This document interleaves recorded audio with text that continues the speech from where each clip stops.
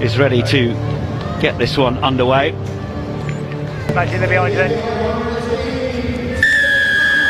Gloucester-Hartpury arriving then in southwest London to continue their winning run. Can Amy Turner's Harlequins side be the ones to stop them?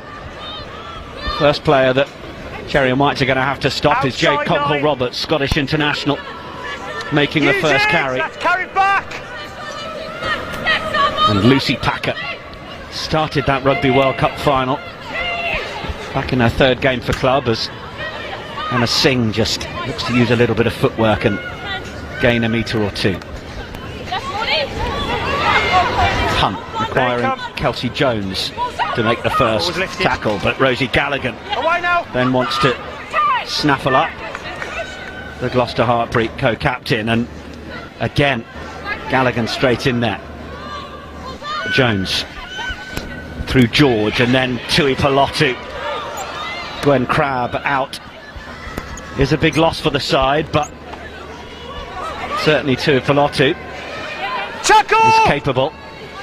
Leads the dominant tackles count for the club, does Tui Palotu, as she then goes for the offload game. Pass out the back, didn't quite go to hand, so a little tidy up job is going to be needed. Tuima putting in the shoulder for the tackle. Hannah Sims hoping to have tried and turned that one over, and there's Allcroft. Hunt just trying to keep the tempo as high as possible, and then the offload from Monaghan, and then George with the little dummy, and now managing to get up ahead of steam into the 22. Tackling from Emily Scott needs to be stronger than that. Ellie Kildane eventually helping bring her down, but now Singh looking into the corner. Are they running out of room? Oh, what a finish! They've just been doing it all season, Gloucester-Hartpury, and once again the score. London in the corner. Wasn't a lot of room there, was there? No, she certainly had to work for that try, didn't she? What I'm really liking about that series of play is you could see the intent from Gloucester. Ball carries, wait until they've shortened Harlequins' line and then play away. But it's the awareness here to get that ball out, because first of all it didn't happen. Cecilia Tuipalutu tried to get that pass in, it went to ground, Hannah Jones cleared it up, they reset and went again. And from a Welsh perspective, it is great to see Claykie George backing herself. She knows she's a strong player, she's got good footwork to get through that hole, but she keeps the ball, it comes back. And you can see they're doing her very best to try and preserve space, but she didn't give the winger much room in the edge. That's quality, that's what you want from your finishers. They know exactly where the sideline is and they know how to tiptoe around it. Voice of former Welsh international Philippa Tuttiett, who is with us at the Stoop this afternoon, keeping an eye on her fellow countrywomen.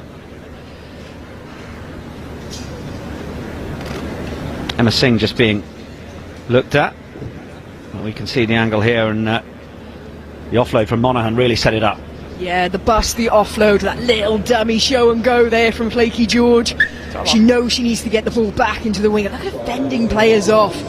She really is a strong, strong player, been working a lot on her fitness and her conditioning, and it's really showing testament. It'll be interesting come the Women's Six Nations if Claykie George will be that starting fly half. She's got stiff competition with Eleanor Snowsill, Robin Wilkins, but she's certainly proving her worth in the club game.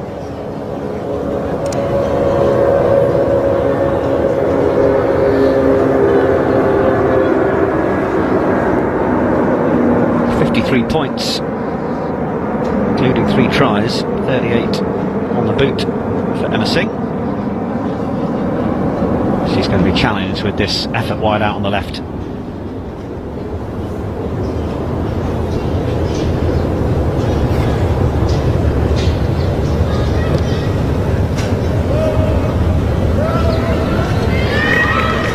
Gloucester-Hartpury 5 points on the board then, it won't be 7. But great continuity from the visitors, showing us what they've been doing all season. And that mix of Monaghan and George doing the damage.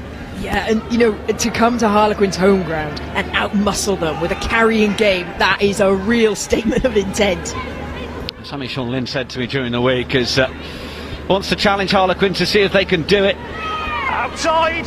If they are going to be met physically, driven back. Tackle! struggle in the collision area. He's well aware that they will be challenged themselves in that area as well, but that's what it's all about, asking the questions. Backwards off Black. Back off Dow. Packer. Chloe Edwards was well met and driven back. Not too many people do that to Chloe Edwards. Conkle Roberts into Monaghan. Miss pass from Amy Cockayne, really wanting to send her Red Roses colleague away. Wasn't too much space for Dow to work in that time. Such a remarkable story of getting back from that leg break, Abby Dow. Well, all of us who saw the Red Roses documentary really showed the effort and anguish that went in as she got herself back for that Rugby World Cup. Truly inspiring. Jade Conkle Roberts. Another carry. Good offload from Gallagher. Harlequins managing to find a little bit more room on the right hand side here, and nobody's tackling Freya Orkin.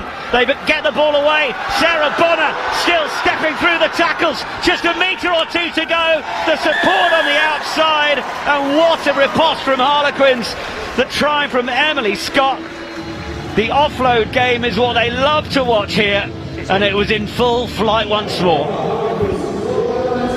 Well, the crowd is certainly being rewarded for coming out in the freezing cold. We've got 2 tries apiece and we haven't even been playing for 10 minutes.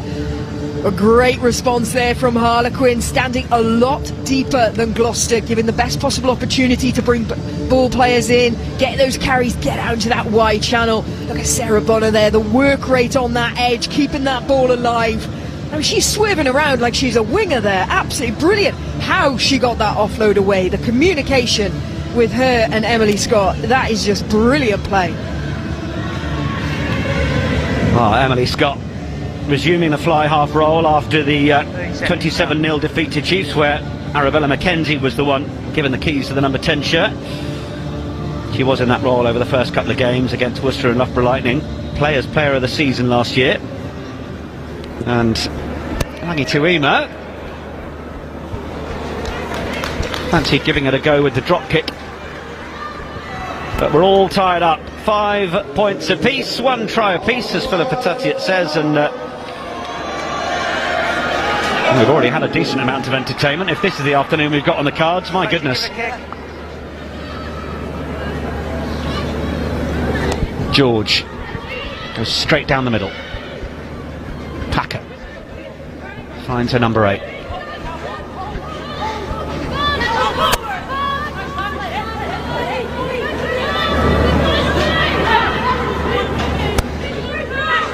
Use it!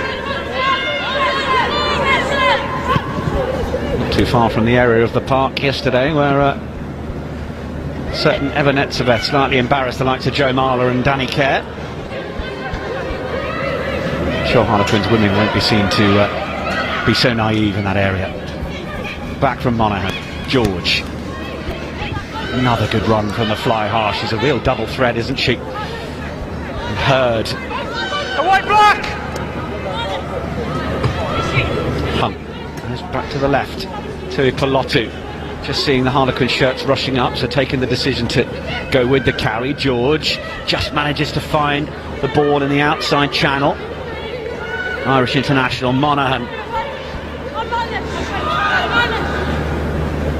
George Allcroft able to hold it. Harlequins fans appreciating the defensive effort. The rush up that time was Izzy Mayhew, been building on last season's performances with more of the same, whether it's been at wing or back in towards centre where she's more comfortable. It is a hallmark of this Gloucester-Hartpury side that they will just keep going. They will keep trying to go from edge to edge as well, and now they've got penalty advantage. On the floor first, on the floor, then onto ball. So just the description there from the referee, on the ball, on the floor first, then on the ball. That's saying that the person that's gone over to try and steal that ball has unfortunately not supported their body weight, which is key. So they've put their hands on the ground to steady themselves, then gone back for the ball, and that's where the penalty infringement occurred. I mean, you can't blame Harlequins. That was multiple phases, and they know when Gloucester go through that many phases, eventually they're going to suck defenders in and create the opportunities. So they're desperate to try and get in that ruck and steal that ball. Just going to have to be a little bit more savvy about when to do that. Oh, you in? Oh, yeah. If you're out, stay out then. Catch and drive option from Gloucester-Hartpury, but Harlequins have done well to shovel them towards that touchline. They're going to have to play, and Hunt, George finding a bit more room as Lund comes off the left wing. Singh just stepping back inside, not allowing Dow to make that initial tackle. They come again. George looking to try and put it over the top. Ellie Kildun will go back, so will Emily Scott. Ended up coming forwards off a Quinn's hand, so we'll continue to look at that end of the field where Gloucester-Hartpury are spending an awful lot of time. Yeah, they certainly are. That was a bit of a let-off there for Gloucester-Hartpury. I mean, you can't fault the fly half for wanting to try and mix things up, but just look at how many Harlequin players are buzzing around there. Emily Scott, fly half, she was already there anticipating that. Winger had dropped, so maybe not the best option. But like I say, lucky break, they've got the ball back. Set-piece platform, which again is such a good striking weapon for Gloucester. And that's a nice little cuddle between the nines. Not often you see that. It's more pushing and shoving, but hey, there's the mutual respect these two fantastic players have one another. Hunt goes for the quick tap. It is a primary resource in Natasha Hunt's armoury. Then plays off to the left. Two Pilates knocked it on. Harlequins will be given the knock-on advantage to play a little. Yeah, it's under own players. Conkle Roberts driving into the cherry and white co-captain Hunt. Sent back. Now then, where is this coming down? A little bit wide for Emma Singh, and referee Neil Chivers has thought kindly to that attempted clearance and will give Harlequins the scrum. You know what? I'm not sure whether that was an attempted clearance or that was actually looking like an up and under to bring in the back three. I mean, I wouldn't be surprised Harlequins play with that level of confidence. Your players to run straight back at them, isn't it? And it didn't look like it had the, you know, you go for that low trajectory when you're trying to clear it. Let's go! Let's go! Let's go! So hold your weight. Second! Crouch! Forward. Bind! Set! Big drive from the cherry and whites. Conkle Roberts under all sorts of pressure, having to pick and use. Harlequins will need all their international experience here to provide enough of a platform. Monaghan nearly managing to rip that one away, and it will be penalty Quins. That will do. 5 quicker move.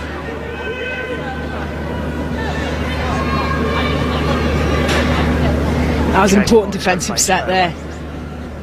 With Gloucester so many times banging on the door, every time Harlequins managed to negate their attack. Maybe not quite as much distance on that clearance that they would have liked, but still, crowd enjoyed that penalty, that turnover, relieve a little bit of pressure. Still their ball, so still an opportunity to get out of their half. Wait for me then, 9. Wait for me. So beyond 15. From Cocaine. Beautiful line-out work. England international to Scottish international in Bonner, and then Cocaine is well lined up. Lee Jones tracking her down that time. Spent enough time at hooker, but also being used in the back row. Dow.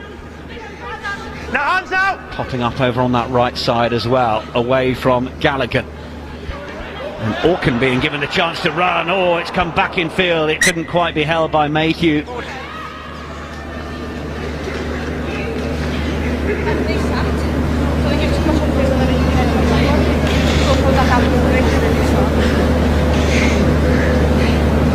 She is a handful.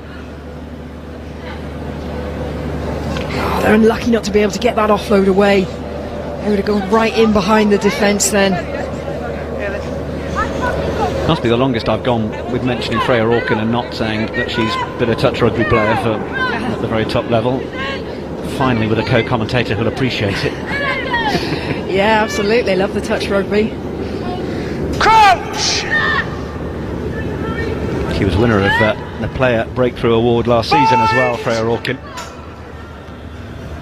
Set! In from Mo Hunt. Allcroft with the pick, gives it away, and George. Lund again joining, now finding Rugman. Ellie Kildunn with the chase. Solid tackle on her. It's there for the Cherry and Whites, and they have gone from one side to the other, east to west, as it's another big one for Maud Muir on the carry. Don't see too much ball in hand from the England tight head. Get out! No. Now it's back for Allcroft. Langy to Ema, putting down the Red Rose. Singh. Oh, shrugs off Abby Dow. Monaghan, head down, bisecting the two tackles of Katie Mew and Conkle Roberts, but now a little bit more room on the outside. It's being worked by Niamh Jones, and then on for Lund once more. 7 metres out now, Gloucester-Hartpury, and it'll be starting to ring the alarm bells once more as Muir goes through Gallagher, and then it's away for Kelsey Jones, but she was well met that time. A solid hit from Emily Robinson. Conkle Roberts putting the tackles in once more. Then it's there, Hannah Jones cutting through the hole. Oh, it's super from Jones. Just looking for the soft shoulders. And the Gloucester-Hartpury centre slides her way through for the visitors' second try. Oh, that'll be frustrating for the Harlequins fans. They had players on, so they were matched up. There was no real misdirection. There weren't any players sort of running around the back of Hannah Jones there that she sort of played off. That was just lovely, little bit of footwork, and like you say, finding a bit of a soft edge to the shoulder. Because you stepped out of the contact. The Gloucester-Hartpury very comfortable holding onto the ball, like to go edge to edge. So in the far most left-hand side of the pitch here, working their way back through. What about that for a hit? Harlequins certainly stepping up, putting in that physicality, but here is the urgency. They're starting to get a bit slow off the line. Need to be coming up at a bit more pace. Hannah Jones can just see that look, soft on the inside. You quite often find that gap between, if you've got a back and a forward, that's, if you're going to look at a defensive line, that's probably where you're going to find a bit of a dog's leg. That back potentially coming up that little bit too fast, just leaving that little gap there. But like I say, that'll be frustrating for Harlequins' defence, because they had players there, just weren't quite communicating all on the same page. No problem with the conversion effort this time from Emma Singh. Your players going left and right. Harlequins 5, Gloucester-Hartpury 12.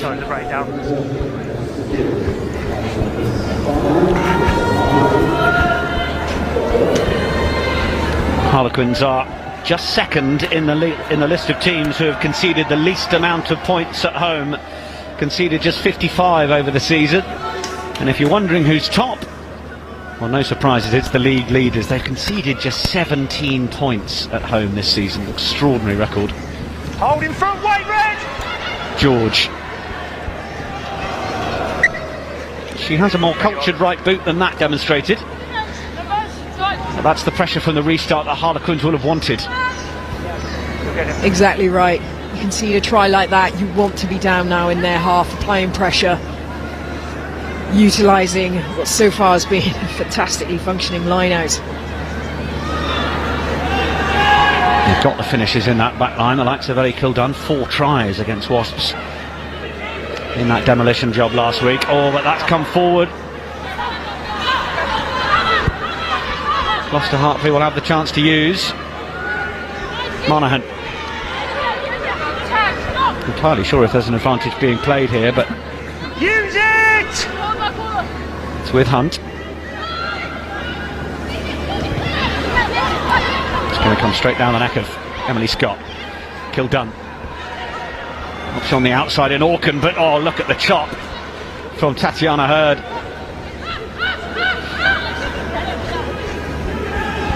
Needed a little bit of hurry-up work from Gallagher, and that was lovely from Sims, and this is Dow. Was she taken late? by Rudman. Either way, so Allcroft having to chase back. The chip from Dow will still work as a territory finder.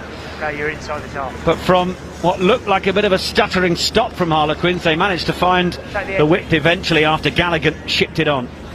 Oh yeah, the crowd didn't like that tackle there, just off the ball. Thank you. I think referee's given the player the benefit of the doubt, but lovely kick through from Dow. Keeping that ball, that's a difficult skill to execute, keeping it within the tram lines, within 5 metres. You sort of want to keep it as close to the edge to really pile that pressure on. There was an immediate intake of breath from the crowd when Dow had the ball and a little bit of space, wasn't there? That was reminiscent of those moments a certain Jason Robinson gets the ball. Crowd ready to get on their feet, expectant. Tackle! It's what someone like Abby Dow brings. It's what we're seeing in the women's game, more and more of these stars rising to the top. Yeah, good 6. And putting bums on seats, most importantly. Yeah, agreed. Kildun will take it. Dow is on the wraparound, but Kildun's going to keep it in hand and then try and isolate. The last defender couldn't quite be held by Izzy Mayhew. They say to let the ball do the work, Philippa Tatia. You're nodding. Yeah, Ali Kildun there, you know, we know how much of a threat she is with ball in hand, but she looked a little hesitant to me. I'm not quite sure she knew what the best option to run there. She had plenty of players around there. So then, you know, I question the communication. You could see Abby Dow coming from the backfield just behind her. She can see the best picture. What was she telling Ali Kildun to do? But yeah, just a little bit hesitant for me. Potentially release that ball a little bit earlier. Give the winger the best chance, the most amount of space. No. The little one's all bedecked in the colours. Fully wrapped up, as are most of us here at the Stoop. Bind! Set! In from Hunt. Yeah. Oh, and then the knock on, but there is going to be a penalty. There if you go in. 3 driving across. It's gone against Chloe Edwards.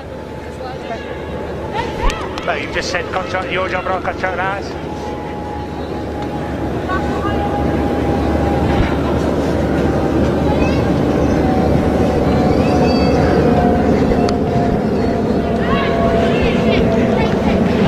Not the line, take the end, you're inside if you turn over. Inside if you turn over. Give it off a step. Just give it off a step. Perfect drop tackle there on Ellie Kildun. You've got to go in low on a player like that. But, you know, sometimes people, they go high because they're like, well, I don't want the ball to be offloaded out of the tackle. But if you go low like that and you chop them and get them to the ground, there's no way they can get that ball away. Brilliant tackle. Rather an apropos conversation, given the news from the RFU this week, of course. We'll maybe save that for another day. It won't be affecting the Premier 15s, although, of course, those players that are registered with Prem 15s teams and Champ may have to get used to a different tackling technique from one competition to the other. Oh, they hoped Ellie Kildun was away here, but there was an advantage being played. In the air by 5. 5 contact in the air. Gutted. That would have been just dreamland for a fullback to get a kick like that, and you beat the first defender. You just know you've got the rest of the field to enjoy the run in. Oh, shame. Shame for the highlights reel, basically. Yeah, absolutely, yeah. Not if you're a Gloucester-Hartpury fan. In from Jones. Harlequins are doing quite well to shepherd this towards the touchline, as they did last time, but actually the breakaway now is enough. Numbers are going to have to flood back. Oh, and it's going to be another penalty advantage. It's against Emily Robinson. Hunt is waiting to try and get the release of the ball, or is she going to get it? Neve Jones has it tucked under the arm, and then there's Tua Pilotu in there as well. It's getting closer and closer to the line. Can they find a way through to get it over the line? Ball is in there. Not entirely sure it's going to come back. We're going to have to come back for the penalty. 7 entry. Really gained some momentum, didn't it? You've got a captain and a co-captain. I don't need you as well. 7 entry as they peeled round and come in front of your last man. couple of times now the referees just had to remind players who is allowed to speak to him and who is not. Just need to keep a lid on that. Please join in front of your last player. So clear explanation there about the forward who joined around that side. 24 played. So do you want to take that as a water break? Irish international Sam Monaghan. It is. Just requiring a bit of attention. There was certainly a good twisting, turning maul that came to ground there. It never looks like the most comfortable of places to be in. Space okay? Space okay? Mind you, I was alongside Rocky Clark on commentary last week, and I dare say she'd say it was a lovely place to be. It's all lovely and warm on a day like this.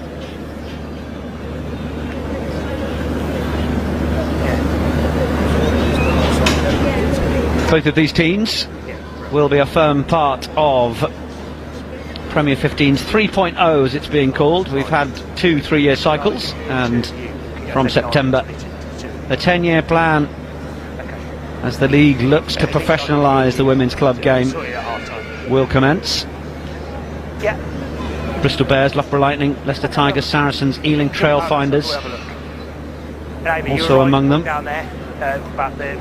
And good news from Worcester Warriors this week as well, so they will no doubt be on the phone to make sure that they are considered. There may well be another couple of spots going, and the RFU, I understand, are in solid conversations up north to ensure that there is better geographical representation and spread.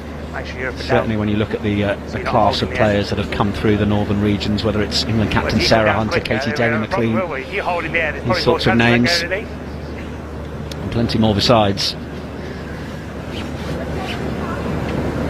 Certainly keen to find the right solution and ensure there's a solid future of the league. See Lenaid Corson just in there on the right. Ready? Good. Last couple of weeks we've seen news of the French going into camp, a couple of days here and there. Women's Six Nations, of course, will kick off at the end of March following the men's competition. So black take the line. No more Safi NDI. I know, gutted. Absolutely End of an era, isn't it? Yeah. If you're not in, And Celine Ferrer as well, to name another. But Monaghan, having just received the attention, is required at line out time.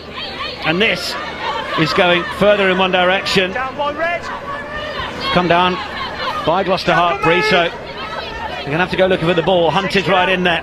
Needs the players out the way. Yeah, good work. Pops it up for Tui Pulotu into Cocaine. And then again, Gloucester-Hartpury through Bethan Lewis. Still looking to try and keep it tight, but Harlequins keeping them out at that occasion. But now managing to find a way through. Oh, what a brilliant reach from Lewis. Well. It was as if Harlequins were marking every other player at that moment. Came through the crowd of bodies, and Gloucester-Hartpury have got their 3rd try. Oh, it's great to see Beth Lewis get her name on the score sheet. You were saying, weren't you, that Sean Lynn, massively rates Beth for her work quite often off the ball, so you don't always see it. She doesn't always get the glory in the pundit, but that's a brilliant little snipe through, showing her athleticism. She was under-18s Welsh Sevens captain, played a lot of Sevens and touch rugby, get that in as well. Great, lovely. Yeah, absolutely. But it's brilliant, for the forwards when they can come through from a Sevens foundation or indeed a touch, just having that awareness, that agility. They're not just looking to take contact every time, they want to find gaps and snipe through. Another 2 points for Singh. And the scoreline is beginning to take on a different complexion now as Gloucester-Hartpury take their opportunities, use that territory of possession to keep that scoreboard ticking over. A 3rd try. Leading 19 points to 5 now. Red, hold in front! Red, Clearance will do from Hannah Jones. Red on the line.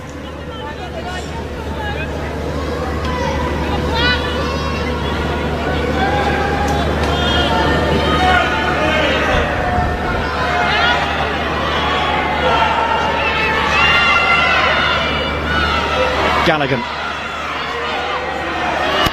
She will be keen to get her team going forward. Plenty of talent in this Harlequins side that will not be enjoying the time that Gloucester-Hartpury has spent up in their end, and it is drawing a little bit more support and noise from the Stoke faithful.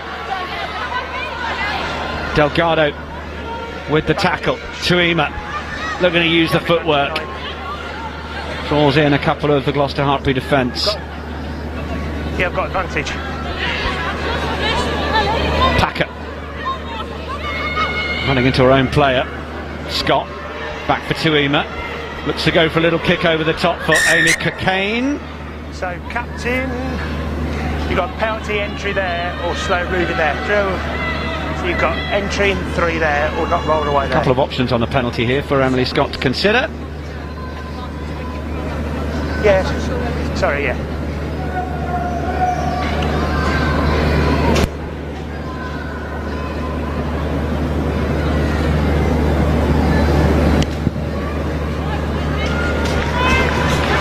Take the point then, girls. Take the edge.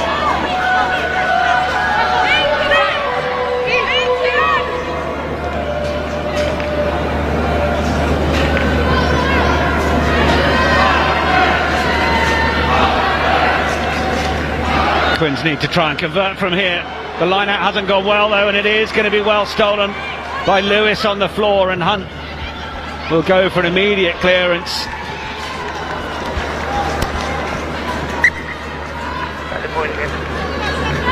No doubt frustrating that the set piece just not functioning when they needed it to. Yeah, that's the second time now, isn't it? They've had line-outs in key positions and it's just not quite worked. That's a massive release there for Gloucester-Hartpury. They would like to have got a little bit more distance on that clearance, but still, they're pushing Harlequins back. Does work that time, straight down through Packer. So advantage. Tuima, and on to Conkle Roberts. Gallagher dips the shoulder into the tackle, then the clear out. Going back, throw it across and landed on the player. Throw it across and landed on. Yeah, they had to bring that back. I think Emily Robinson was diving a little off feet there at the ruck. Tuima to put this as close into the corner as she can.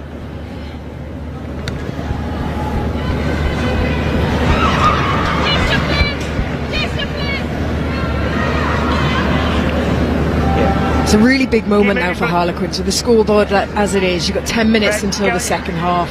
If they can score, even though there's still a lot of work to do, it just keeps you in it, and it's fresh in your mind as you go into that chat at half time. If they don't come away with something from here, that's a massive psychological blow. 2/3 of the possession has been with the visitors so far, according to our stats pack. Can they get much return on this catch and drive? It was brought down the last time they tried, and Packer wants to try and go down the short side. Was met by Neve Jones. Conkle Roberts. Monaghan with the tackle. Give a step, thank you. Harlequins will happily try the close quarters stuff from here. Scott and Tuima and Mayhew would love their hands on it. On a cold January Sunday afternoon, and out. Thought for a moment it might have just been in danger of being turned over as Sims takes the carry. Give a step, three step. Breaking to the left this time. Chloe Edwards adding her weight to Jade Conkle Roberts, who keeps the leg drive going. Could see the tack there from Sarah Bonner. Get behind me, get behind my backside, keep driving me forwards as she makes the next bust. Quins getting ever closer. As Philippa Tatchett said, it will make a big difference to the complexion of half-time if they can get another score here. Or they go close, but is there in danger of a turnover? Thought it might have been for Kelsey Jones. Use the line, use the line! Ball is there. They look to go straight over the top. Conkle Roberts driven back once more. They've avoided being held up. They're trying to go as close as they can here, Quins, but you sense they might need a little bit more width on it. Chloe Edwards is going to pick. going around the left side of the posts. Of course, no more base of the posts in the game, and they still go. And have they lost it here, or is it coming back on the Quins side? Certainly not the quickest ball. Quins' backs have fled around to the right hand side. I'm not entirely sure they're going to see it. Look to try and go again through Sims. Hands up! Big defensive effort here from Gloucester-Hartpury as Edwards tries to go, and the try scored. Super effort from Chloe Edwards. The reason I've allowed that to come. Was determined to believe that she'd be the one to get over the line, and she was. Give a penalty if you want, mate. Harlequins do get the second try. Heroic effort from the forwards then. Do not underestimate how energy sapping that is, both defensively from the Gloucester's perspective, but also from Harlequins, remaining composed, taking their time, just having that little split second hand on ball, making sure someone's with them before they drive over.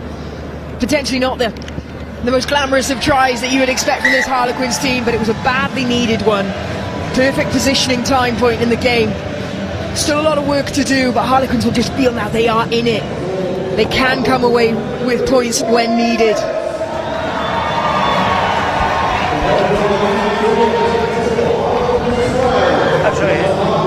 Quins 12 then, Gloucester-Hartpury 19. And the job now for the home side is to see if they can get back on the scoreboard, but certainly job number one, keep Gloucester-Hartpury out over the course of the next 7.5 minutes. It will have put a little bit more spring in the step of the home side. Packer goes aerially. Manages to find a little area where there weren't too many players, but Singh comes flooding forward into the gap. Harlequins need to make the tackles. Tuima will be the one to do so. Allcroft chips it on. Jones just ducks under. Muir takes two to stop it. Mayhew and Robinson. Jones, nice little ball on for Zoe Allcroft.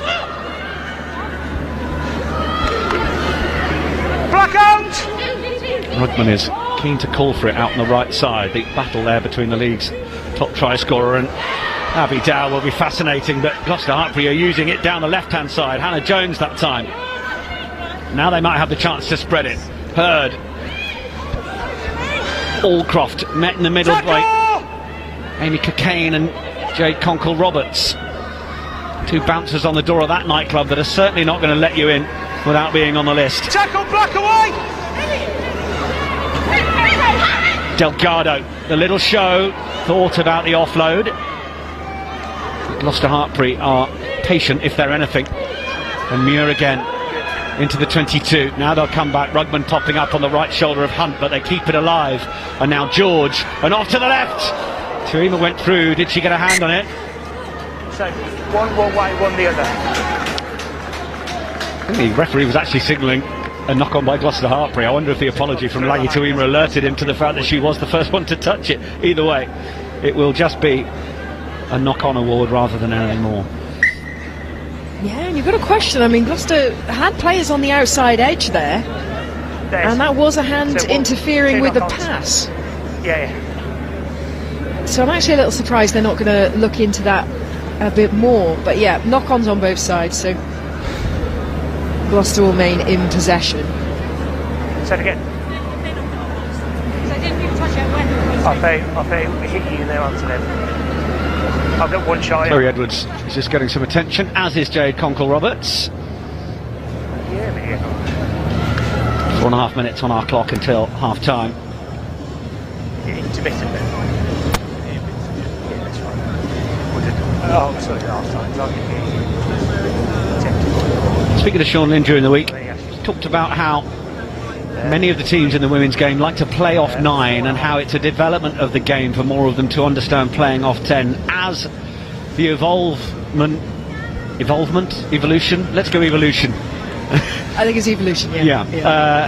But as the evolution of more fly halves in the game has gone on, obviously Katie Daly-McLean was one of those that really led the charge over the course of the last decade, but more and more players growing into it. The likes of Lakey George are one of those. Besides Bristol Bears, there's another that are playing off 10 very well, but it is a different part of the game, a different way of playing. Yeah, it is, and it puts a lot more emphasis on your inside centre as well, because they almost themselves become a playmaker, because they'll be involved in the game a lot more. And it's just a lovely way of playing the game. We've seen a couple of times here, yes, runners coming off Mo Hunt there at number 9, but a couple of times we're seeing it's coming off from Tatiana Hurd as well. She's playing the forwards in, so it just changes the direction of play.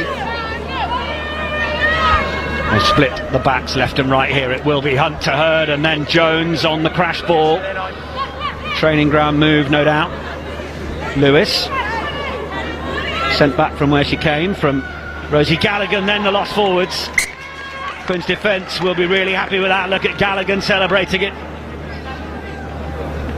Just to continue that conversation, Philippa, for anybody that doesn't quite understand playing off 9, playing off 10, they'd say, well, surely the 9 and the 10 are always passing the ball down the back line. What does it mean? Can you explain a little more to us? Yeah, absolutely. And it doesn't mean that you won't see the 9, bringing in players, or you won't see the 10.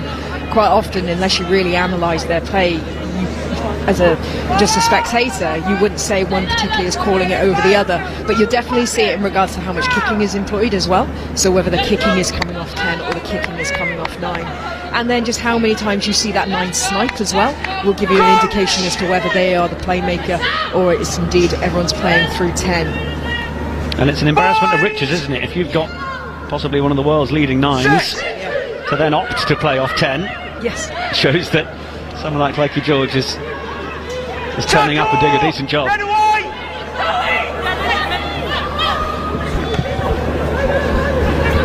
Packer with the clearance. That is a good box kick as well. We've seen a couple come in from the England 9. Hunt.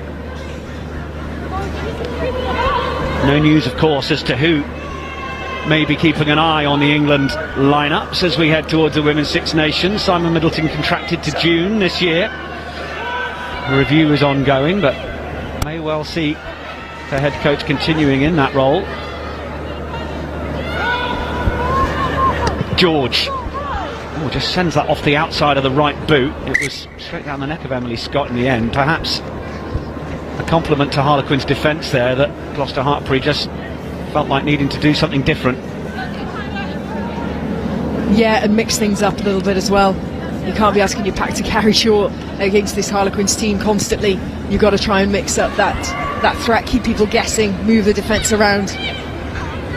Kick really nicely taken by Emma Singh. She is putting pressure on that England 15 shirt, no mistake. Oh, it's a lovely run by Tui Pelotu though, continuing to go and then get the offload away. But Jones backwards. Went backwards off the floor, and Gallagher's tried to play it. There will be a penalty. There he comes.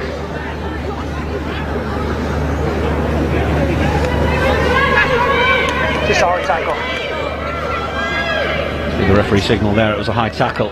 So what's going to be the call here? Yeah, Mo Hunt's looking around, isn't she?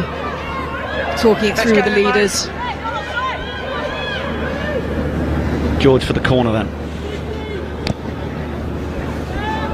Going for the juggler, aren't they? Take the line. Slightly more pragmatic approach with the clock being as it is. You might forgive them for going for those points, but they want to be the ones that are ending. The last team that scored is so important when you go into half time. It would secure them the bonus point as well before the end of the first 40 if they could manage it. Give it a step, Mo. Monaghan. That defence again from Quins, really looking to shepherd them towards the touchline. Tackle, red release! Hand out! Harlequins have managed to turn it over. Let it come, let it come! Could hear the word being remarked on by referee Neil Chivers. Tackle move! Hand out! Carry from Katie Mew, had a brief spell out but returned against Wasps last week. It's there with Sims and Gallagher. Straight down off your feet. Oh, we heard the referee say arrive up 4. Right. Rosie Gallagher was attached to Hannah Sims there and just drove straight off her feet, so it was a clear signal. Especially when you're giving penalties around this area, your players have just got to leave the ball. They can't be slowing the ball down like that. Yeah, absolutely. We know the threat of Mo Hunt looking to quickly tap and go, and the frustration from the Gloucester-Hartpury co-captain Get the 2 balls on. quite clear. Thank you. And the Harlequins players know precisely what they're doing. So referee Neil Chivers has given the warning to Emily Scott. Scrum called. Visitors go for the scrum. Clock in the red at the end of this first half.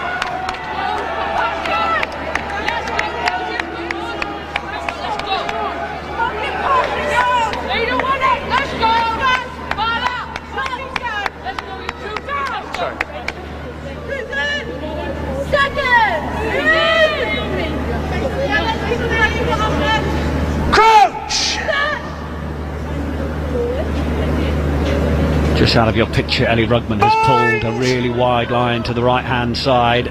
Set! George, Hurd and Jones await it. Slip this side, both sides. So both of you got to get your feet underneath you. Not on a reset, no. Once it goes dead, yeah. Would you come over? Come over. Over to here. So get your feet underneath you and you. Remove the scrum because of the footing needing to be a little sure. It is the area of the pitch that at this time of year doesn't really get any sunshine, so it is the harder area of the pitch, maybe a little tougher to get the studs fully into given the frost overnight.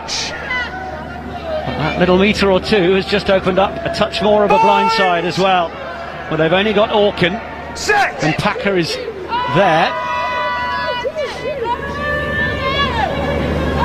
Where is the ball? It is coming back for Allcroft. Hunt is trying to urge her forward to keep driving it, but now the referee wants them to use it. Hunt is having a look down the blind side where it will go. Tackle from Packer leaves George going forwards, but then will be bundled into touch, will she? No, the ball stays in field. So Gloucester-Hartpury a chance to go again. Hunt loses control momentarily, but it's backwards as she got smashed. How have the Cherry and Whites held on to that? Tui Pilotu then with the drive. Stopped short. Harlequins defenders need to ensure they're onside, which Hannah Sims eventually does. The carry from Delgado is repelled. Beth Lewis already with one try to her name. Round the corner comes Maud Muir. Can't quite find the touchline that time. Zoe Allcroft tried to go over the top. And the try's been awarded. Acrobatic work from the Gloucester-Hartpury number 8 to go over the top of the ruck. But it is the 4th try, and it is the bonus point on the stroke of half time for the Cherry and Whites.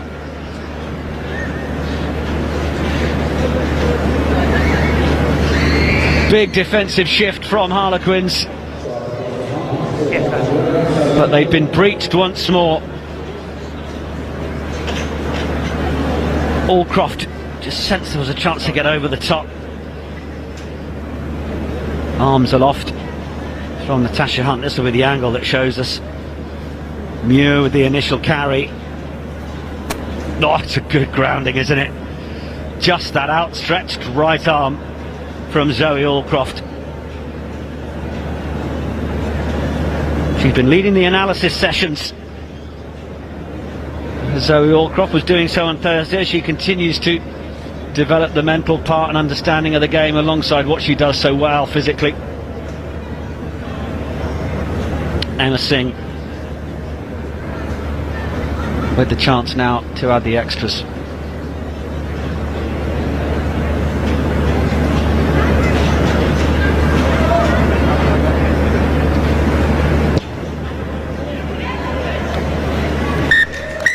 Singh adds the 2 points then, and it does put a little more of a Gloucester-Hartpury spin on the scoreboard at half time.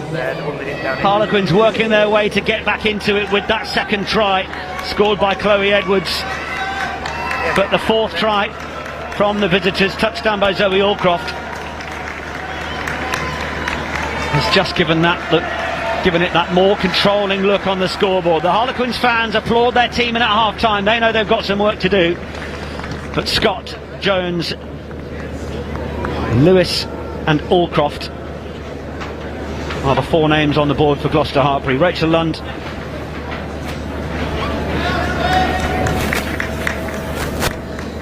another one of those involved, but well, there we are. Harlequins 12, Gloucester-Hartpury women 26 at half-time. Let's join Philippa Tuttiett and Ashley Wilmot down pitch side. What a first half. Quite an interesting game we've got on our hands, Philippa. Just initial thoughts, what are you making of it? Gloucester-Hartpury are just kicking on, aren't they?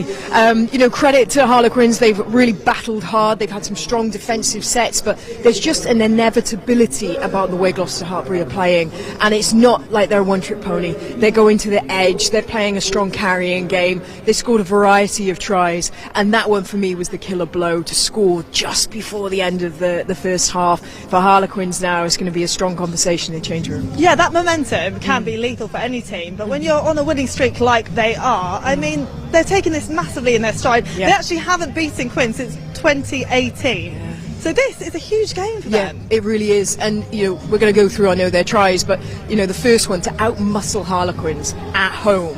That not many teams do that, and they're just showing that they can literally match them at every phase. So it's going to be a tough ask for Harlequins second half. What do you think is going to be going through their minds now? Amy Turner, what's she going to be saying? Because it's going to be quite the comeback. Yeah, it will be. For me, it's a territory game. When Gloucester-Hartpury get in the 22, you know they're going to score. So they've got to try and keep them out of that area. A bit more pressure on the kickers, maybe a bit more pressure on Mo Hunt, so she can't relieve that pressure.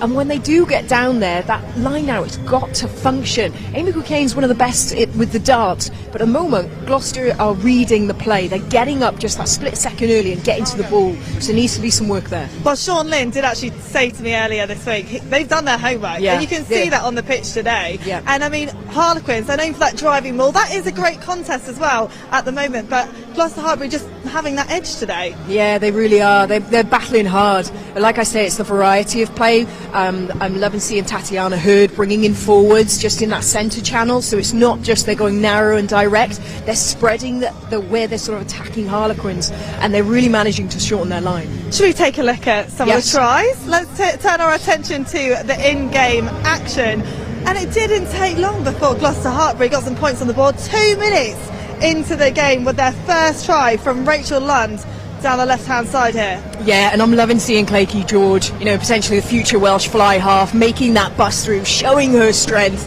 able to keep that ball alive, and then eventually getting it to the edge.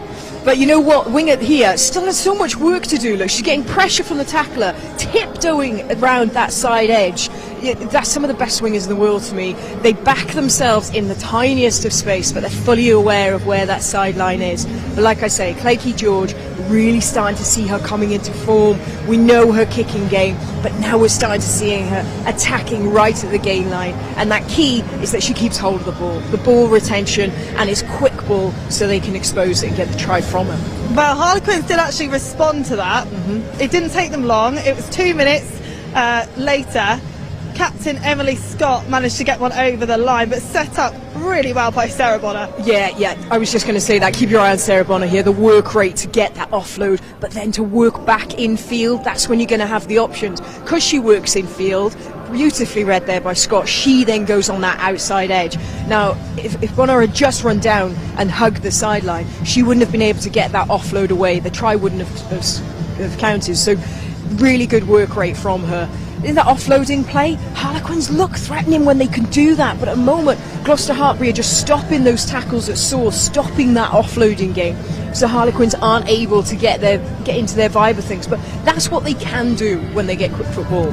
And some great edge-to-edge work here from Gloucester-Hartpury for their second try of the game, coming in 30 minutes in. Hannah Jones here. Yeah, so again, we talk about their different style of attacking threat. They've gone through multiple phases here, and what Hannah Jones very cleverly is looking for is a disconnect between the forward pack and the backs, and she just finds a soft shoulder. Beth Lewis, she went on to score later in the game. She's been fantastic for them. But there, look at the disconnect just between the centre and the prop, and she snipes through and exposes it.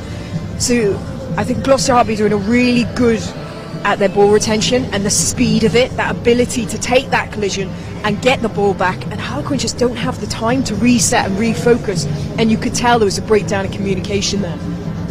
You mentioned Beth and Lewis. Well, here she is, the unsung hero, Sean Lynn said. Yeah, she really is. You know, she just quietly goes about her business, ticking all the boxes. She does everything you'd want from a back row.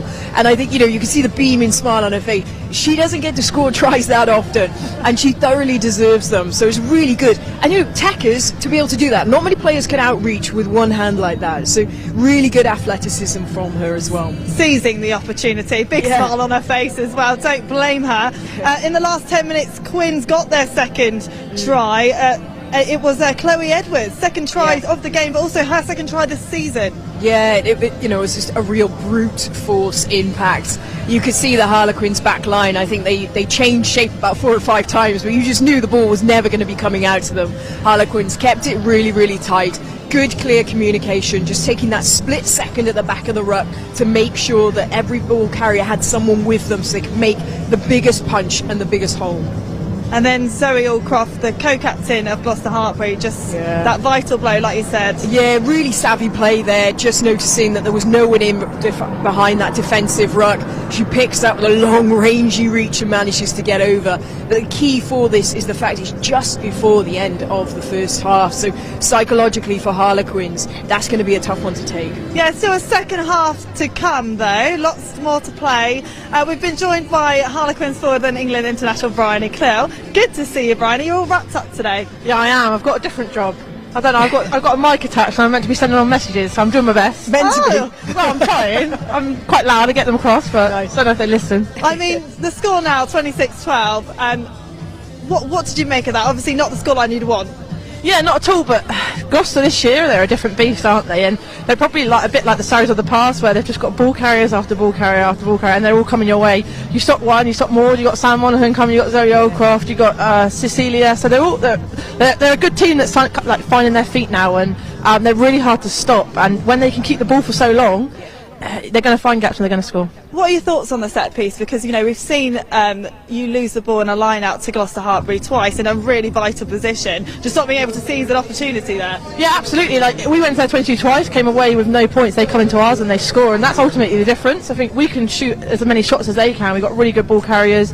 Our scrum's doing really well today. Gloucester-Hartpury coming to this game probably thought their scrum would be dominant, but absolutely not. Hannah Sims and Chloe Edwards in the front row are also in that department, and I think if we can sort out that line out, and when we go into 22s come away with some points, then we could obviously turn this deficit around. Absolutely, it's just meet fire with fire and beat the big girls with the big girls. You don't like that? Is that what's going to be the half-time message? Is it? Yeah. Wait. Excuse me. So basically, Harlequins, you put me off that now, Friday.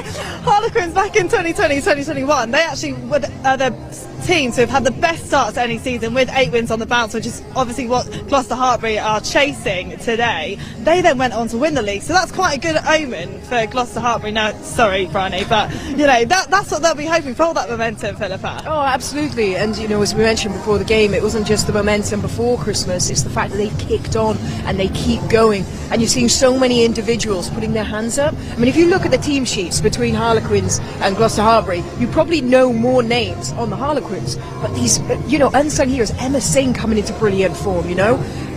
So yeah, they've got the full package. It's just great to see them continuing with it. Bryony, what do you think is going to be being said in the dressing room right now? What are going to be the words from Amy Turner?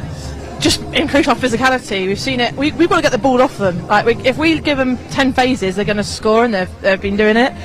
So we've just got to go again, disrupt their breakdown, slow it down, be just physical, be big, be putting our weight about a bit. Because at the moment, I think Gloucester have the upper hand there, and they're doing it to us a bit. And then obviously when we get the opportunities to beat the line out or set piece in their 22, we're a bit more clinical, and the execution we execute some of them and score some more points. Well, we'll have to see in the second half. But Bryony, as well, we should say a massive congratulations to you, because you have been elected as a player representative here at Harlequins to be part of the Women's Rugby Player Association's board that they've just founded. Just talk us through about the selection process and what that role is going to now entail? Well, I can't believe people voted for me, to be honest. Who knew you were so popular? There you go. No, look, it's absolutely awesome. I think it's so cool that we've got the first ever award for us, and that represent like all the athletes in this Premier 15s. Obviously, often it's just them internationals that feel like they get represented, but actually no, everyone should have a voice. We're in our infancy as a league, and we want to push forward. And we want to make sure everyone's got the opportunity to have their say, and we also want to be pushing our league and pushing people who are in charge of our leagues for the best that we can get and for the best visibility and everything like that. So it's proper cool to be on it, and like the names that are on it, and I know we're going to do such a good job in representing all the girls, and I'm thankful to like Nolly and the girls at WRA and Emma, who have all just saw a gap that we needed that representation, because I did a sports science degree, but I don't know what my contract says, you know what I mean? I can't read the ins and outs of that. So it's things like that you don't think about, but we really need help in them situations and knowing where we go and where we stand. So it's honestly so awesome. And I'm thank you for everyone that voted for me. Philippa, it's really important to give the players a voice and for them to be heard as well. Yeah, absolutely. And like you say, it's understanding your roles and responsibilities now, because we're all embarking on this professionalism. We're all finding our feet with it, but to having some ownership on it so you can make the right decisions for the individuals as well as the team. And yeah, it's fantastic. You've got to give a bit of a nod to Nolly Waterman for setting that up, and it's brilliant to see it. It's growing strength by strength, so the impact it's going to have is certainly going to grow as well. Absolutely. Bryony, what does this mean? Do you have to do meetings every week? Is it every month? You got a suit? What's the schedule? Yeah, I need to go get one, don't I? Yeah. No, to be honest, we've got our first meeting coming up, so I'll find out more about it then. But yeah, even my mum texted to congratulate me. I said, thanks, Mum. Yeah, how sweet was that? I don't think she thought I was popular either. Can't believe that for a second, Bryony. Great to have your company. Thank you so much for coming to have a chat with us. And Philippa, likewise with yourself. Now, Six Nations is just around the corner. After the men's Six Nations, we've got the TikTok Women's Six Nations to look forward to. Make sure to get your tickets. We've got 3 games across the country. Take a look at this.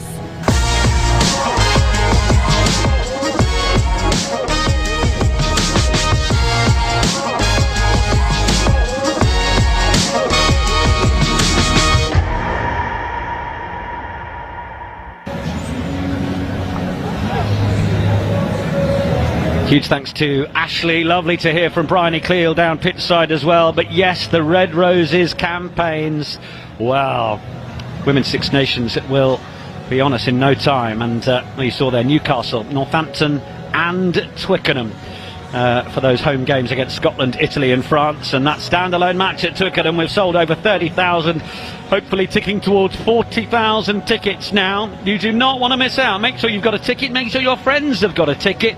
We've got a small record of a small matter of a record at Eden Park to smash, and we've been enjoying women's rugby up here for long enough that we need to make sure that that record stays in the Northern Hemisphere. Am I right? I should hope so. Make sure you get your tickets there. Those are the stats, and well, there is a story. Gloucester-Hartpury, who will have over double the points, and certainly they've had 2/3 of the possession there, as you can see, and the territory tells another story as well. Metres made. It has been a good performance from the visitors, as you would expect for the league leaders, with 7 wins under their belt. Harlequins need to find a way of stopping, as Bryony Cleal says, those ball carriers that come one after the other. So the rest of those scores that are currently taking place: South Shark leading Wasps by 20 points to 0. 13-0 to Exeter Chiefs down there. Bristol Bears putting in a decent job to stop them running away with it at Sandy Park. Be interesting to see how that one finishes up. Those results from yesterday: Saracens 64, University of Worcester Warriors 20, Loughborough Lightning 41 and DMP 7. So the hand warmers put back in the bags, the players are ready to pick up the cudgels for the second half. Co-captains Mo Hunt and Zoe Allcroft. You can just see Zoe Allcroft saying big 20, big 20. They want to do the work in this third quarter to really put Harlequins away. And Rosie Gallagher leads out the home side.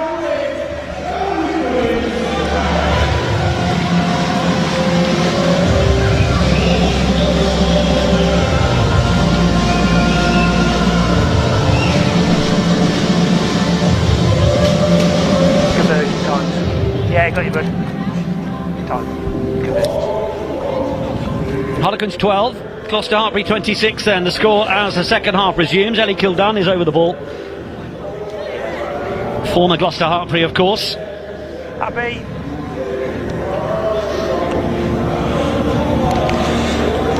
Neil Chivers, Lionel Spooner and Darryl Chapman will continue the job on the officiating.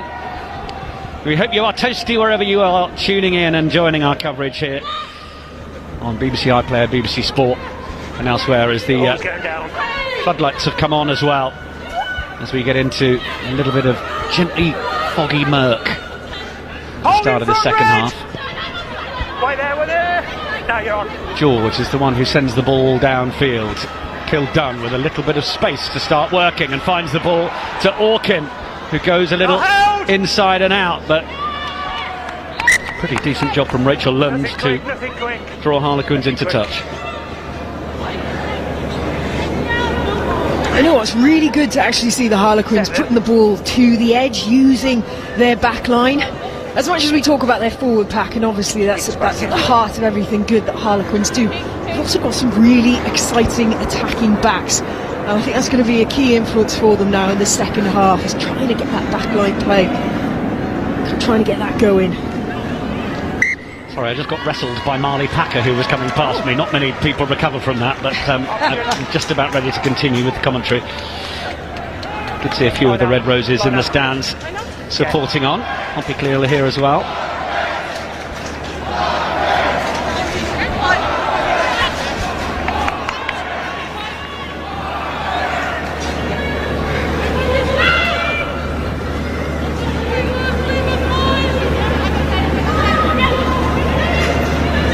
Robinson is the option, but it's not going to find her, and then as Neve Jones tried to tidy it up, Irish woman just knocking it forwards.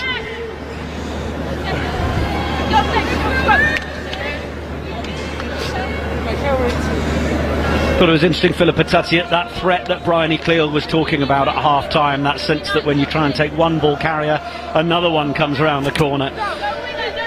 From Muir to Monaghan to Allcroft to Tui Pelotu, it is a wealth of riches, an embarrassment of riches that Sean Lynn has. It is, but you know what, it's also down to the work rate, you know, the value of the player wanting to put themselves in the right position, making themselves available, and that's really what sets Gloucester-Hartpury apart at the moment. Conkle Roberts opting to go down the short side. Roll first, it's effective. Six has got to get out first. Get the penalty as well. Just wonder whether clear out there has caught Beth Lewis. Time's off. Yeah, she's looking like she's picked up a bit of a stinger, isn't she? There's a good bit of momentum from Harlequins now.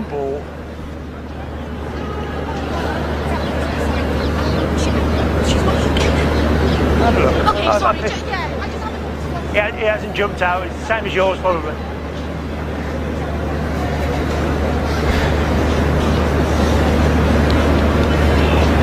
Jade Conkle-Roberts, lovely pick up at the back there. Scrum was going back, but she makes it look so easy. Really strong carry. Haven't seen enough of her in the first half. She's definitely a player they're going to be looking to get involved. I didn't look that much of a contact there, yeah. Yeah, he is. Rosie Gallagher it was, just looking to effect the clear out. Not, but they're right on the mark where we're trying to go. It's right on the collarbone, wasn't it, Beth Lewis? I did the same for you. She's feeling that. Interesting to see Sophie Bridget just warming up.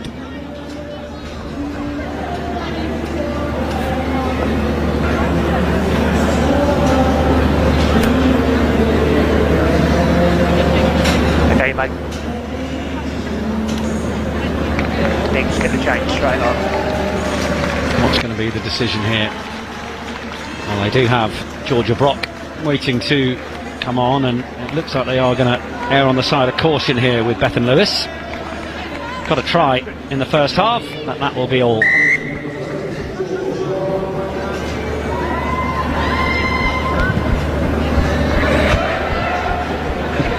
Yeah, we are.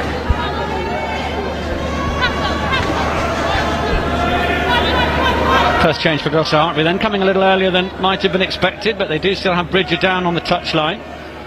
He's just been enveloped by team manager wearing a big coat, and no wonder. Quins opting to go close to the front of the line where Conkle Roberts was just tiptoeing through. To be fair, I'm not sure Conkle Roberts tiptoes anywhere. Tackle move! Galligan. Packer from Robinson. Tackle! There you go, there you come, there you come. Slow release from your player. Conkle Roberts. Tackle! This is decent from Harlequins. It's exactly the start to the second half they would have wanted. Can they turn it into points? It's a good chance to build up a head of steam from Katie Mew. She was repelled. Is that backwards from Galligan? Oh, referee says forwards. Oh, that's frustrating for the Harlequin fans. 15. Felt like they were really building something there. Good defence though, you have to be said, from Gloucester-Hartpury. Frustration, you can see it on their face. They know that is a missed opportunity. To 15, so we can keep going. It's going to be Emma Singh who makes way. No immediate signs of injury. Bridget, who comes on. Looks like she's going to slot just outside Hannah Jones. Coach! Binds! Was captain of the university side in the Bucks competition last year at Bridget. She's finished the university now and is a bright prospect. Allcroft with the pick, and then Hurd. Really good work from the Cherry and Whites to make those yards. Then Monaghan. Oh, but it's been well ripped. Bonner was in there with the tackle. Then Scott will tidy it up, and Abby Dowles just dipping one way and then the other, trying to find a chink of light in the defence. It is an area that Gloucester-Hartpury pride themselves on. Sean Lynn saying that on Thursday night he could just see it, saw Gloucester-Hartpury's patience, their happiness to enjoy defending. Just as it looked like it might be coming back for a Gloucester-Hartpury break, it was actually a knock-on from Sam Monaghan. And she humbly agreed. Keynes will have the scrum.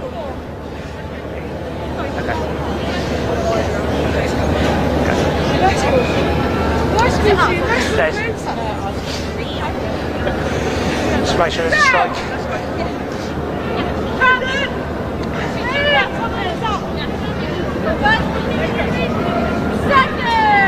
Coach!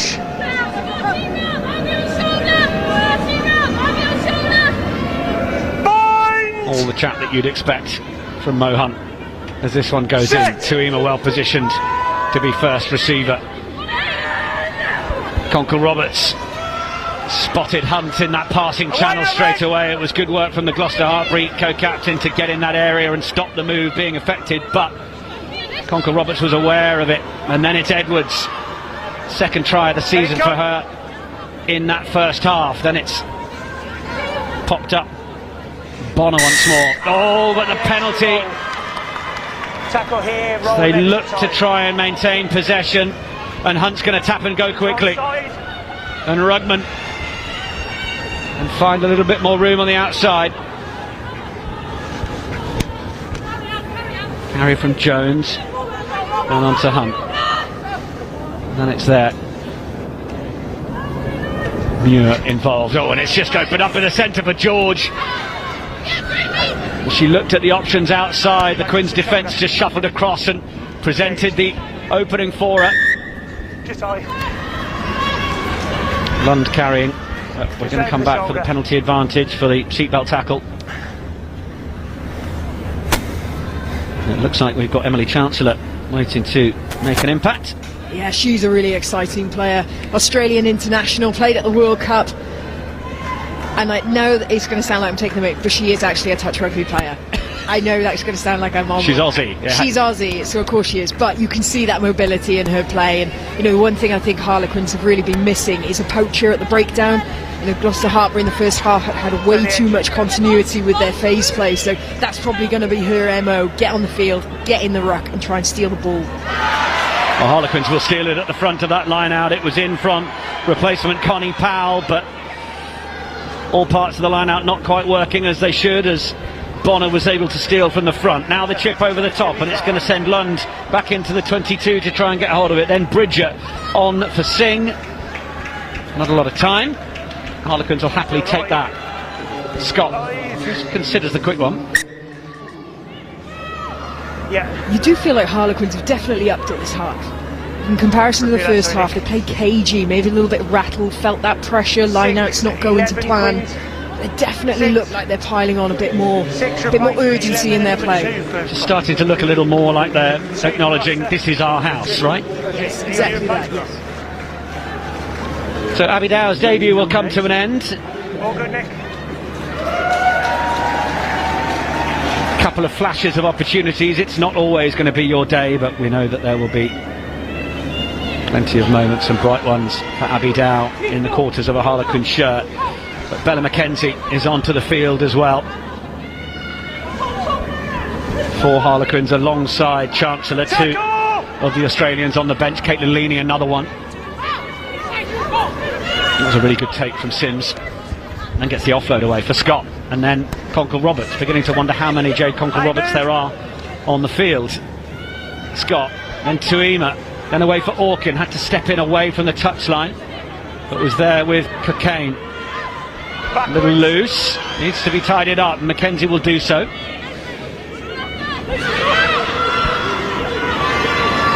Offload got away to Tuima, who then looks at the little hitch kick. Got away from Hunt. Orkin had to be quick to react as the ball looked like it was going to find its way into touch. Harlequins, perhaps, as we talk Philippa Tuttiett, they're just acknowledging how hard they're having to work at the breakdown and get the numbers in there. You won't get rewarded if you're Scott. holding them in. Emily Robinson in her 5th season at Harlequins. McKenzie thinks it might be on back on this side, but it's going to try and get through herself. Good vision.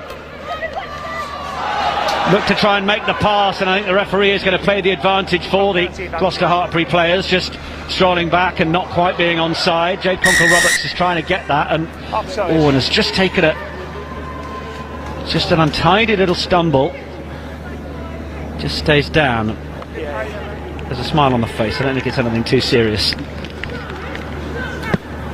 She is so into firefighting that when she was at the Rugby World Cup with Scotland, she went to a firehouse in Auckland to hang out with a few of the operatives there. They even gave her the chance to potentially go on a call or two, but oh, I'm terribly sorry, I've actually got to go back and train with the national side. That's how much she loves it.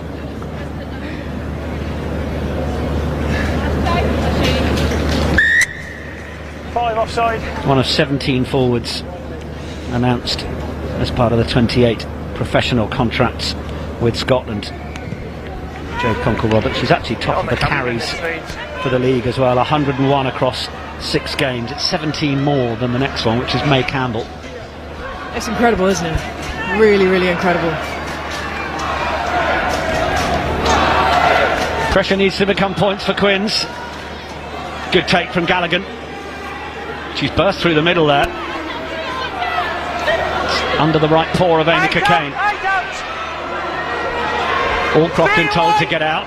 4 out. This is decent from Harlequins. It's all going to plan so far as they cut down a 5-metre run to 3, getting ever closer. There's the ball, not coming back that time, so penalty goes against Mo Hunt.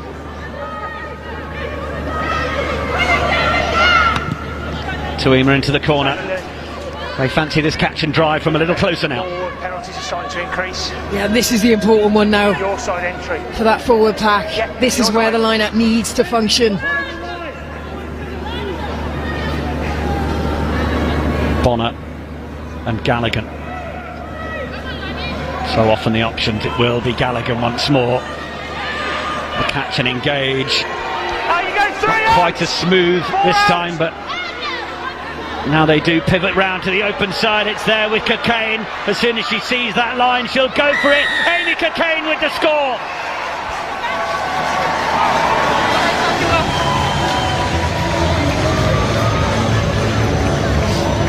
Gloucester-Hartpury were the ones that were very keen to get a big first 20 minutes of this second half, but it had to be for the home side if they were to stay in this contest. And they have been much brighter since the break. Amy Cockayne with the try. Yeah, there's certainly been an injection of energy, of effort, and like you say, they're just playing like this is their home. They're showing far more dominance in this game. And we're starting to see the likes of Jay Conkle-Roberts getting onto the ball, getting that front foot play. Line out is functioning. Gloucester-Hartpury did absolutely everything they could with that. They didn't send someone up in the air. They kept players on the ground. They wanted to try and defend it. But still, Harlequins out-muscled them. Really, it's such a tight battle. Momentum swings constantly. It's going to be up to Harlequins now to keep this up.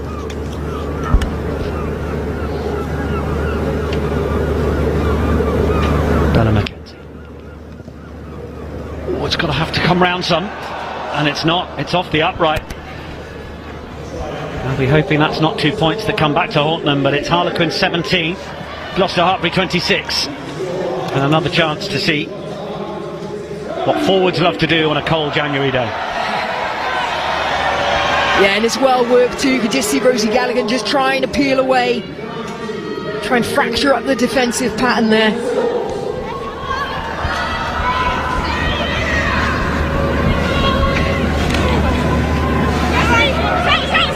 They now have our third Australian on the field, Caitlin Leaney, taking that restart, young Australian Rugby World Cup player. It was coming down for Rugman, but just lost control. Out there, 3. Bridger helps tidy up. On from Hunt. George just feeds it and immediately wants to get around the corner. Missing out Hurd, and Jones comes back in. Oh, it's a super steal from Amy Cockayne. Bread and butter for the Red Rose hooker. It was a great steal, but it was absolutely on a plate there.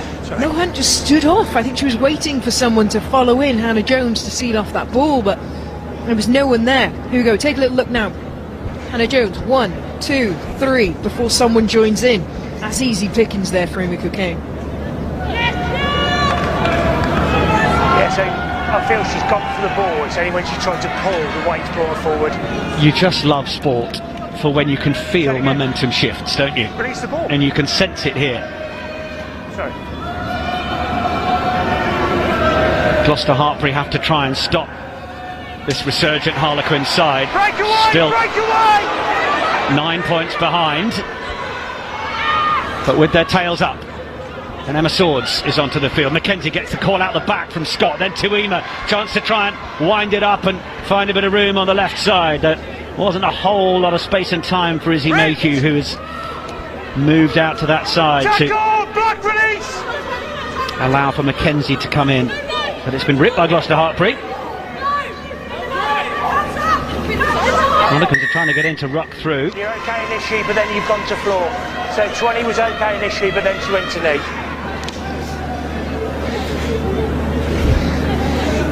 I've heard the referee there explaining the penalty. Chancellor was good initially, but then going to ground, giving away the penalty.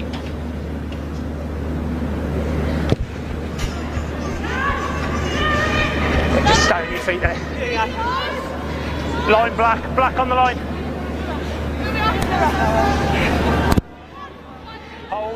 This is where we see the turnover occur. 3 replacement. Hannah Jones there, really clever, getting that rip. Potentially the Harlequins player would have thought she was down on the ground there, and if it's a tackle you've got to let go. You can't complete that rip, but referee deeming the player was still on their feet when Hannah Jones ripped that ball away. That was okay. So changes for the Gloucester-Hartpury prop. Soft field goes Maud Muir and Laura Delgado, coming on Catherine Buggy and Kerris Hale. A good contest. Play on. Agreed. Quins have profited at that line out. Kane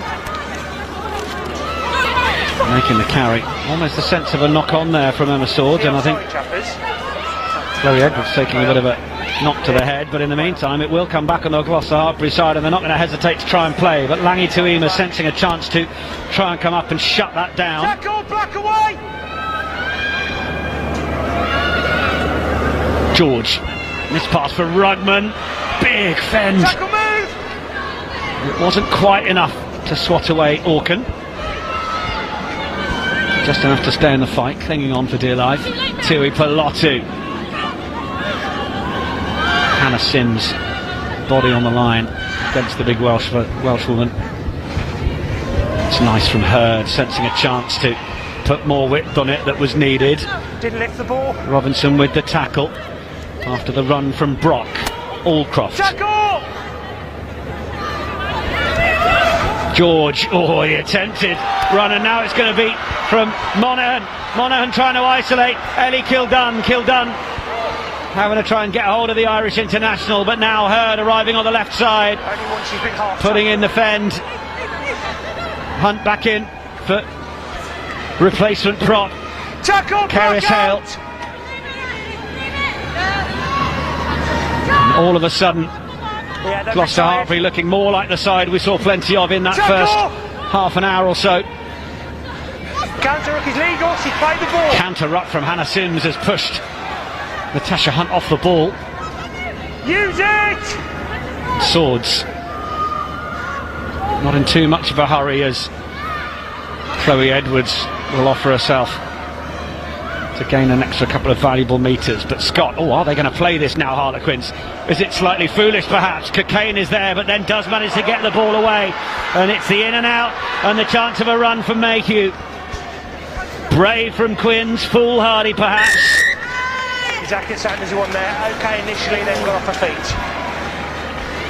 Well, that's a lucky reprieve there for Harlequins. Ellie Kildunn does really well to follow up play there and get over the ball and protect it. 14 was happening. Gloucester-Hartpury have loads of players there. They'll be frustrated they didn't come away with that turnover. 3 and 14. If you want to get it. Harlequins ready to make another couple of changes. Chloe Edwards will make way. Freya Orkin as well.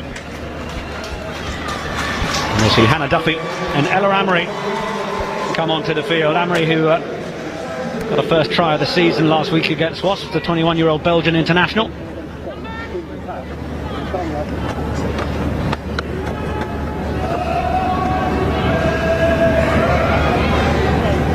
Harlequins back into Gloucester-Hartpury territory. Yeah, back. Tap down off the top. Relax. But couldn't be held by Swords.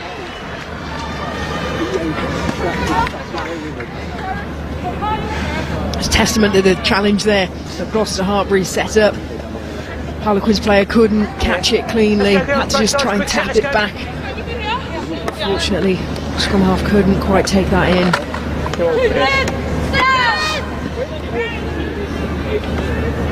On TV, they see him walking up the touchline. Coach! Yeah. Bind! Set!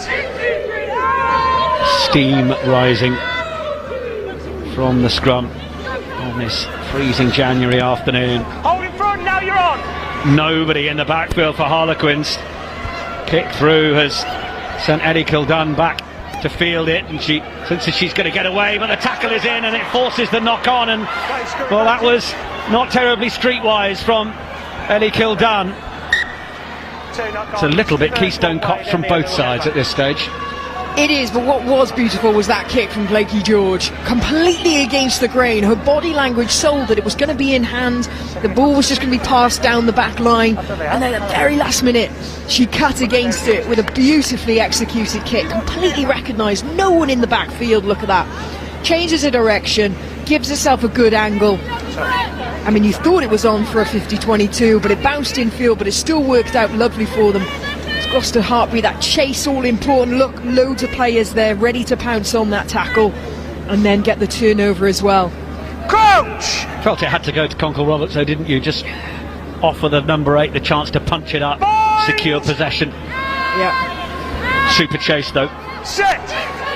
From Gloucester-Hartpury, forcing the error, and it's given them this central field position as Hunt has options left and right, and it'll be to the left to Hurd. Slightly loopier pass, didn't give Hurd as much time as she might have liked on it.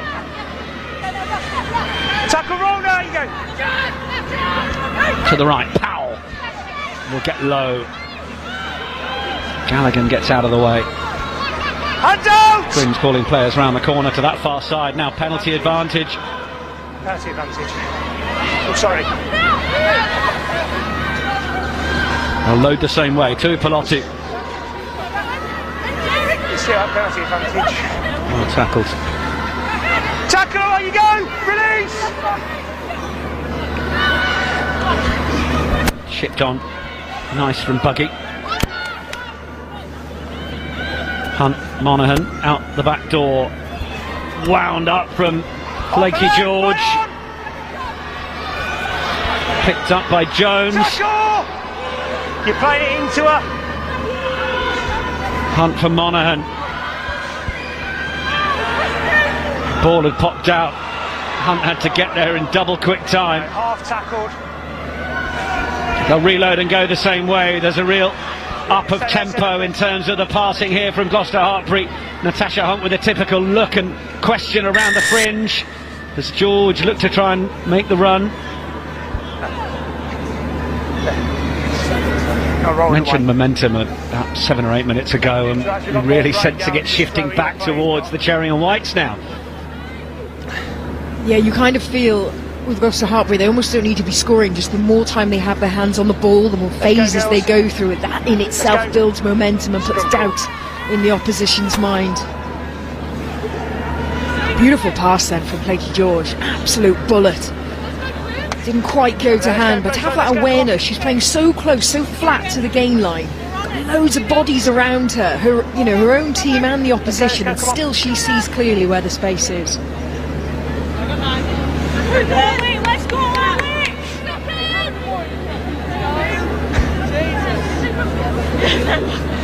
yeah, I know. Crouch! You know where you go. Bind! Set! Quins with more defensive work to do. The ball comes back, Allcroft short side, Hunt.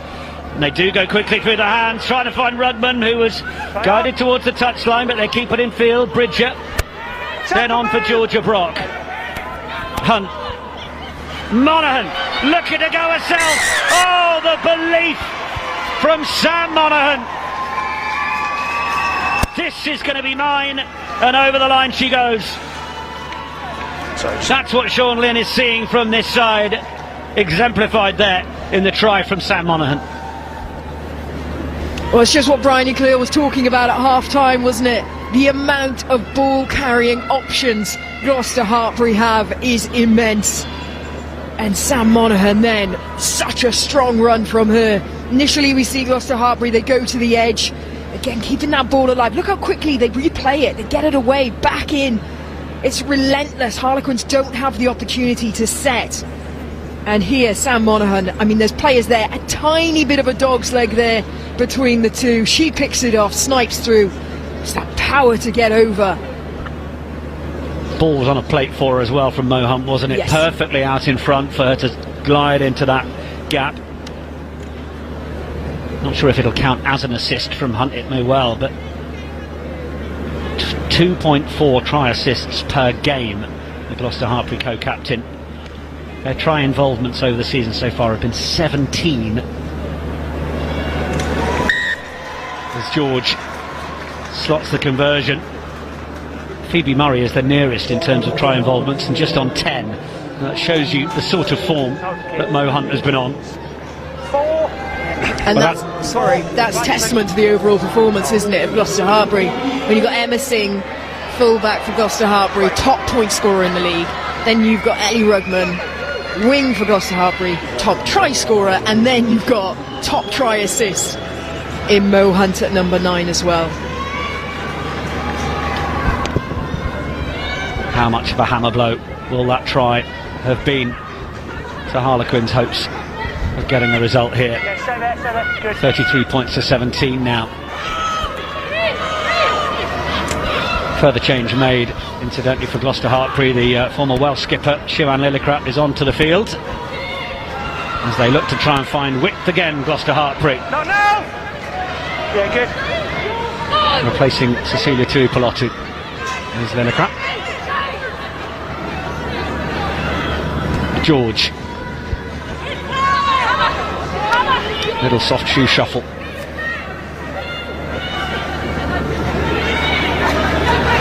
Tackle! Stay there, we'll get out of the way, everyone. Use it! In the air from Hunt. Backwards! Mackenzie takes it at the second time of asking, then turns around and heads upfield. Couple of metres to put Quins back on the front foot. So advantage. Carry from Leaney.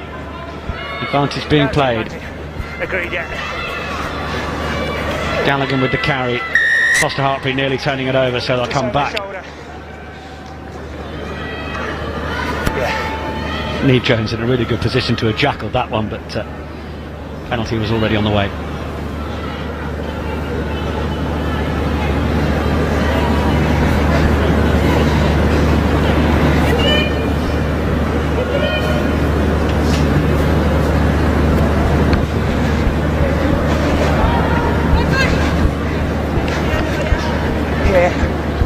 Say it again, sorry. If you want to, yeah, they're taking their time to do. A lot of chat going on between the Harlequins players.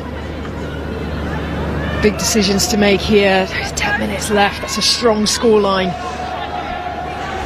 They've really got to up their ante. They've got some forwards in the back line, so you probably predict this to be some kind of off the top move. Get it into the back line. Attack through midfield. Off the top there for Mackenzie, who does love to straighten. Scored a try doing just as much as soon as she joined the club. Gallagher continuing to put the effort in. Hannah Duffy. Swords has been scragged by Monaghan. Tackle!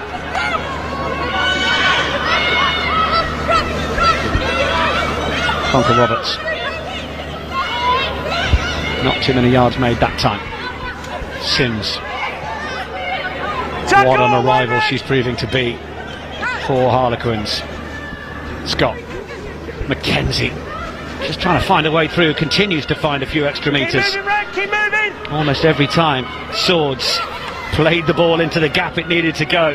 And Amy Kane more than happy to answer the call. Robinson. Swords was taken again. You've lifted the ball. Not getting much protection. Conkle Roberts. Tackle move! Lillicrap making the tackle. No. Swords for Leaney. She's got Chancellor there trying to drive her forwards as well. Monaghan out of the tackle, straight into the counter ruck. Tackle, red out!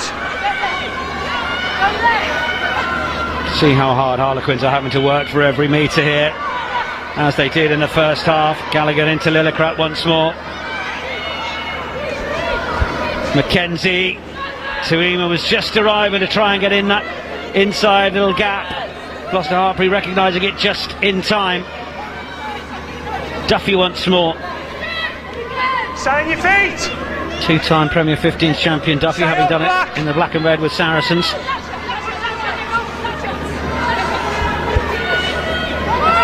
Good counter. Black, stay on your feet! Leaney looking to go. No, let it come! Then Gallagher wanting to do it herself. Let it come! Ball's there. Gets the ball back. Who's going to be there to take it? It's Emily Robinson. Oh, penalty Gloucester-Hartpury once again in a key area. That time Emily Robinson, I think, penalised for going straight off the feet. It's been an area Neil Chibers has been hot on all game. Yeah, that's a big hammer blow. You felt like if the comeback was on, that was the one that had to be converted. And just that composure near the try line, player coming off their feet, that's frustrating. But again, you've got to credit Gloucester-Hartpury, heroic effort in defence there, staying composed, players on their feet, didn't get shortened too quickly. Use the line while we're here. Players have got to be careful if they're going to pre-latch in some way, that they're not going straight off their feet. 1 and 2, 1 and 2.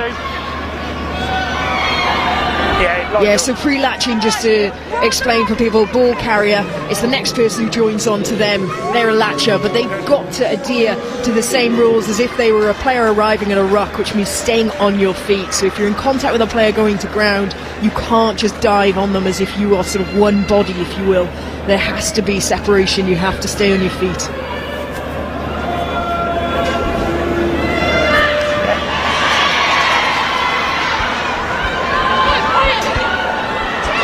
Another big run.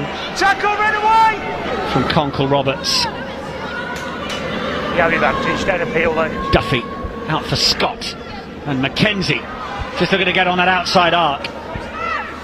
Attract the outside defender. Gloucester-Hartpury not quite inviting themselves onto it. Well, it was slapped down there from George, but it's going to be a possible break here as Caitlin Leaney gets up to the 22.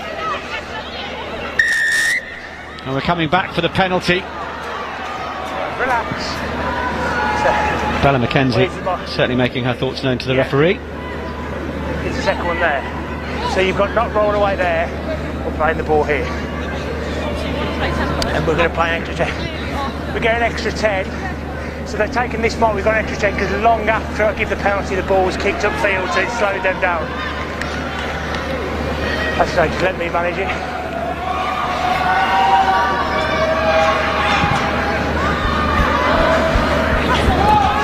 Quins go into the corner. No, just hold the ball. 6 and 9, please. 6 and 9.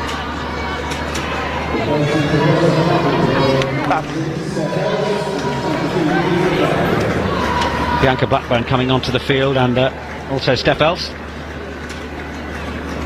Let's go, the Blackburn. No, it's done yet. Let's go. Inside the 15, inside the 15 that way. St Amy Cockayne make way as well for Rosie Dobson.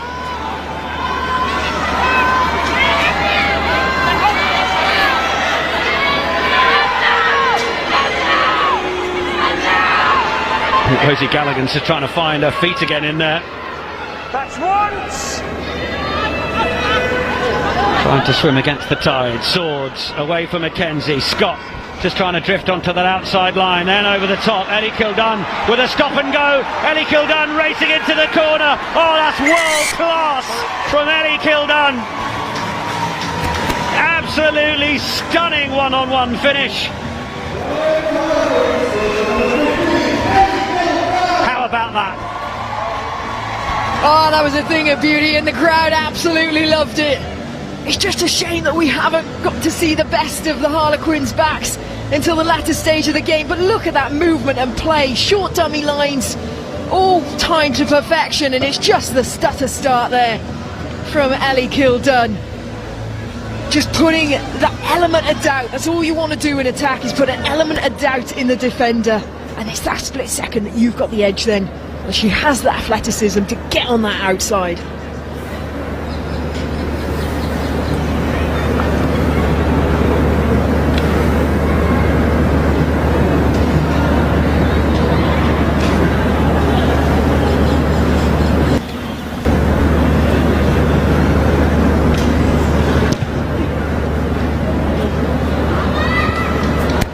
Conversion will go wide, but well, it will reduce the deficit. But it's Gloucester-Hartpury who've been in control, and well, Philippa Tuttiett, perhaps a time to ask you for your player of the match. Yeah, certainly. I want to give a nod to a couple of Harlequin players. I think Jade Conkle-Roberts has been absolutely fantastic. Emily Scott's been trying to do the best with the ball that she's had, but you got to look at Gloucester-Hartpury, and you talk about that control, and for me it's all come from this lady here, Claky George. We talk about the impact of Mo Hunt, and she's certainly been calling things during this game, but just out of sight. You can't always see. Claky George is just a couple of metres behind every ruck with her arm pointing. I want it going left, I want it going right. And some of her kicks have been instrumental, key to the first try as well. A really good all-round performance. Tuima gets it away. Oh, Ellie Kildun just had to hold it. Gloucester-Hartpury doing well enough to shut it down. Ella Amory was on the outside. Harlequins get the penalty. You sense that their energy now is just about trying to find this losing bonus point. They have managed to get themselves the 4th try and the bonus. Queen's on the edge. They are going to be the losers. Can they get anything more out of this game? Certainly into touch there, as our clock shows the final minute. Let's go! Hurry up!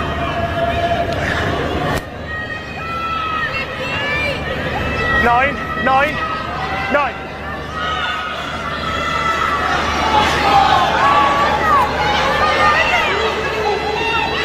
Oh, breakaway. This worked out very nicely for Gloucester-Hartpury. Blackburn. Scott came shooting up to try and shut it down as Hurd goes with the carry, but all she's done is throw it to the opposite 12 in shape of Langi Tuima.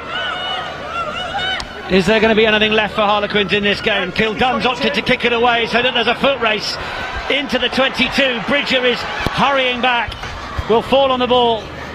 Tackle, release! Bridger gets back to her feet, did well. Kildun followed up. Give a step, thank you.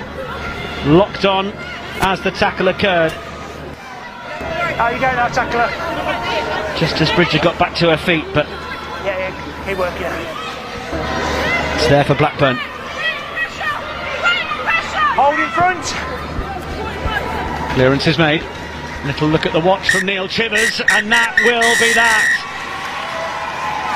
Gloucester-Hartpury have come to South West London looking to continue their winning run.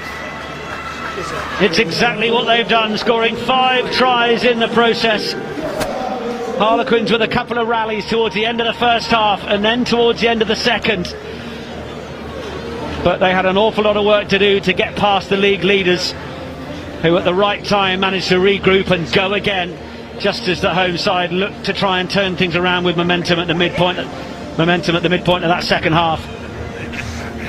Yeah. Sean Lynn's side are just that hard to stop, with all the international class that Harlequins are able to put on show at a freezing Stoke this afternoon.